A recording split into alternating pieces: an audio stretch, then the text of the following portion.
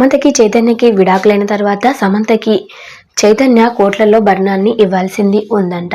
అయితే మామూలుగా ఎవరైనా సరే డైవర్స్ అయినాక భరణాన్ని ఇస్తూ ఉంటారు. అలాగే శామ్కి కూడా భరణాన్ని ఇవ్వాల్సింది ఉండేదంట. కానీ శామ్ మాత్రం చైతు నుంచి ఎటువంటి భరణాన్ని ఆశించలేదంట. ఇక చైతు బాగుంటే చాలు, నాకు భరణం అవసరం లేదు అన్నట్టుగా శామ్ అయితే వదిలేశారట. ఇక అంతేకాకుండా చైతు శామ్ ఇద్దరు ఎంతో ప్రేమతో కలిసి జీవించాలి అని కట్టుకున్న ఇంట్లో ఇప్పుడు వారిద్దరు ఉండడం చూసి శామ్ అయితే తట్టుకోలేకపోతున్నారు. ఇక వీరిద్దరు విడాకుల తర్వాత చైతన్య శోభిత మ్యారేజ్ తర్వాత ఇక వేరు కాపురం పెట్టిన విషయం తెలిసిందే. ఇక శామ్ చైతు ఇద్దరు ఎంతో ప్రేమగా కట్టించుకున్న ఇంట్లో ఇప్పుడు చైతన్య శోభిత అయితే కాపురం పెట్టారు. ఇక నేను వదిలేసిన ఇంట్లో వేరే వాళ్ళను పెట్టమని అర్థం కాదు, నేను వదిలేశానంటే ఇంకొకరికి ఇవ్వమని కాదు అనే విధంగా శామ్ అయితే రియాక్ట్ అవుతూ వచ్చేశారు.